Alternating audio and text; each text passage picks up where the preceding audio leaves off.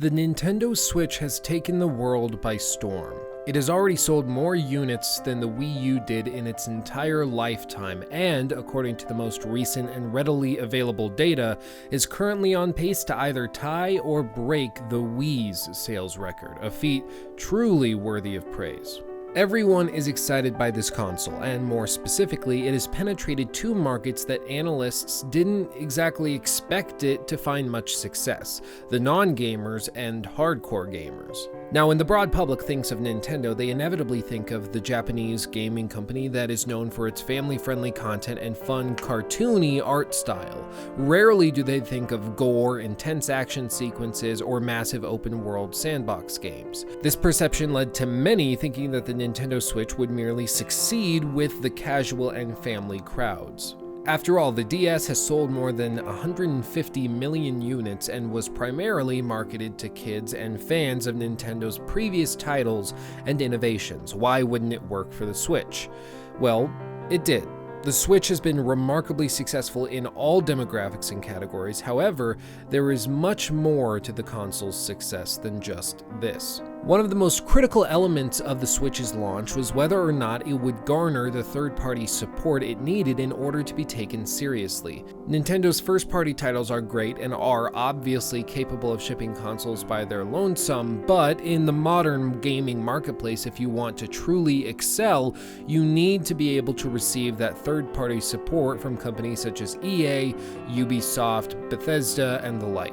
However, receiving third-party support is not an easy thing to do. On the one hand, the console has to be powerful enough to run the games that the third-party developers would be able to sell. And on the other hand, the developer has to see that there's enough interest and a large enough user base in the console to justify spending millions on porting, shipping, and advertising a new game for it. Because of this, the Switch was always going to be a nail-biter. There is just no way of predicting whether or not a third-party developer will bite and support the console, especially in any sort of significant way. Look at the Wii U. It had games like Batman Arkham Origins, Call of Duty Black Ops 2, and Hello Kitty Cruisers. It had third-party support, but no one was buying the games, and they preferred playing these titles on other, more powerful and pretty platforms. This made it look even bleaker for the Switch because the likelihood of Ubisoft, Activision, and countless other developers supporting their new experiment on blind faith was remarkably low. To succeed, the Switch would require something magical, something that would instill excitement in not just the players, but also the developers and studios behind the games that would inevitably make it a success. And magic most certainly came into play. When the Switch launched, it did so with The Legend of Zelda Breath of the Wild, after multiple delays, a decision that is directly linked to the console's success. Breath of the Wild is a fantastic game, I don't need to tell you that. It won countless Game of the Year awards in 2017, and as a result, many people think that this is the cause of the Switch's initial success, the fact that they got the Game of the Year on their console as a launch exclusive. And I would certainly agree that it helped the Switch, but there's a lot more as to why Breath of the Wild works so well on Nintendo's new flagship. Now, to understand why Breath of the Wild is a match made in heaven for the Switch, we must first understand how each of these were designed. To begin, let's look at Breath of the Wild. Despite its size, this is a remarkably simple game. While there's a lot to do, all of the things that you do in the game are done in one of many simple ways, or a combination of said simple ways. This makes it so that the second that you leave the Great Plateau, you're capable of doing all of the things that you can do in the end of the game. This simple design choice opens up the player's experience because it can instill a newfound confidence in yourself with everything that you encounter.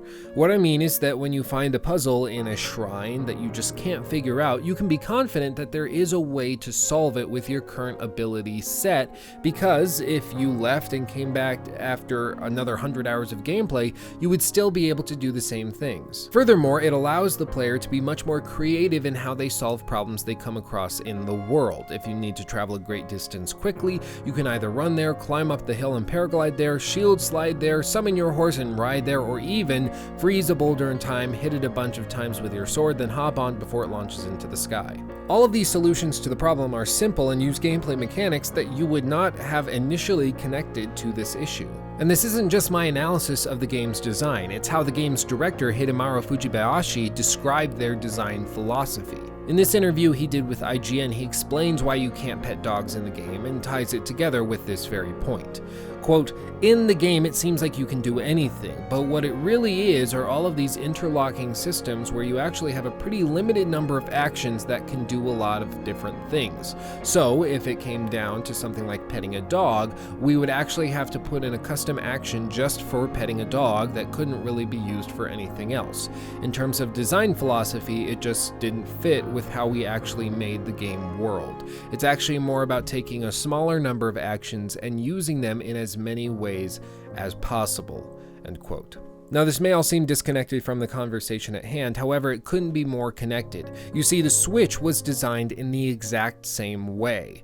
Now, I don't have a quote from an engineer or anything to back this up. There may be one out there that I just haven't found yet, but I think I can make my point regardless. The Switch was designed with one basic idea in mind, that you could switch between a docked console and a handheld portable one simply by lifting the console out of its charging station, allowing you to take your games with you on the go and still be able to sit down at home and play through the exact same game you were playing on the bus. They gave the user the ability to disconnect the Joy-Con controllers and play with a friend, the ability to use the kickstand to prop it up when not at home, the ability to use the Joy-Con's motion controls in-game, and even to use the touchscreen when in-game. And now, with the advent of Nintendo Labo, we can actually see the implementation of this principle to the Switch's hardware itself. With Nintendo Labo, you will be able to use the Joy-Cons and the console itself to create everything from an augmented reality robo-suit to a faux piano. This may seem like a weird way to use the Switch's hardware, and to be fair, it kind of is, but it is a continuation of the design philosophy that is at the heart of everything that Nintendo has been doing for the last couple years. It's simplicity, grace, creativity, childlike wonder, and fun all combined at their best. In a word, it's magic. A magic that only Nintendo could imbue their console with, something truly remarkable. The Switch has not been a success because of blind chance or even a clever marketing strategy, but rather because of a clear vision of what makes something possess that oh so unique Nintendo magic. The Switch is the shakeup this industry needed, and I, for one, am sold.